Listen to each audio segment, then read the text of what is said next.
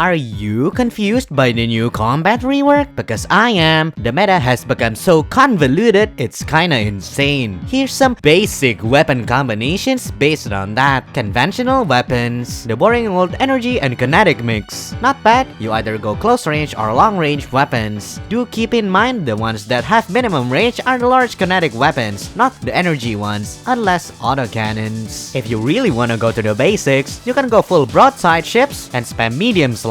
This allows you to camp hyperlanes with maximum efficiency. Autocannons to rip their shields apart, while plasma launchers wreak havoc on their armor and hull. A very effective weapon combination in destroyers and corvettes. Keep in mind that corvettes and destroyers get hard countered by carriers. The bright side is, these weapons are completely immune to shield hardeners. Get some broadside cruisers if you're fighting carriers. Thank me later. Bypass weapons. Disruptors. Disruptors? They're actually good now, by the way. This is not a joke. You can actually use them and not get clapped. Heck, you might do the clapping. But be warned that this isn't a silver bullet, as they're shield and armor hardeners. They are super hard counters to bypass weapons, aka disruptors. For example, if the enemy has 25% shield hardening, they effectively cut 25% of your disruptors' DPS completely. So, if you see them on enemy ships, it's time to switch out for other weapons. Under any circumstances, do not combine disruptors with non-bypass weapons. You either have to go all out or not at all. Because the main strength of bypass weapons is to ignore armor and shields, focusing their damage on the enemy hull. You can only mix them under niche and specific circumstances involving strikecraft and missiles, where either one is just there to support the main weapon type, aka filling the empty slots with something that's not anti-synergistic. If you do 50-50 combinations with other weapon types, you're just shooting yourself in the foot. You would basically be running a worse conventional build, where all the damage is spread out evenly, which is just a terrible idea. Strikecraft and missiles. Why am I clumping these together? Well, because they actually synergize.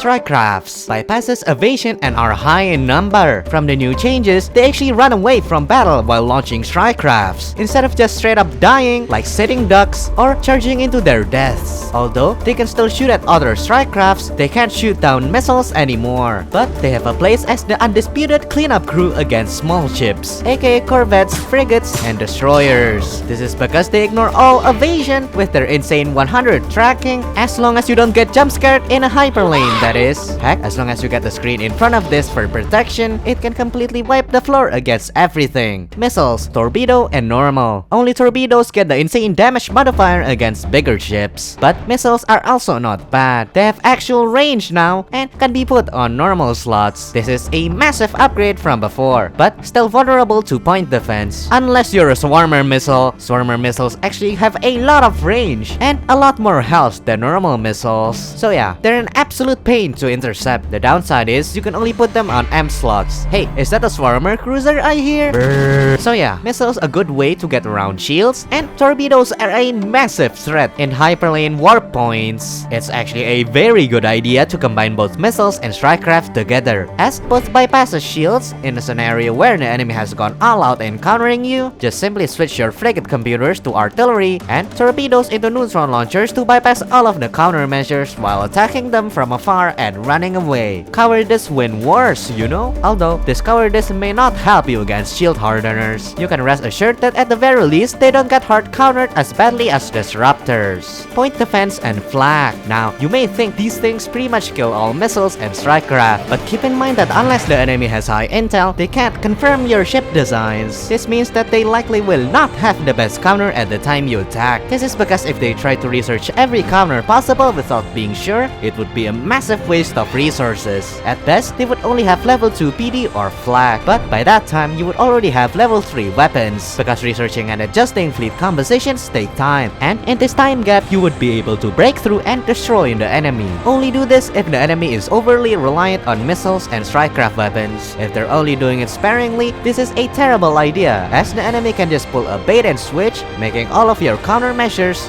useless. There is just too many to cover, and I do fear that this will take a month like my weapons tier list. Like and sub for more. If you want to know how to properly trap people, then click the video on screen to make people angry in multiplayer.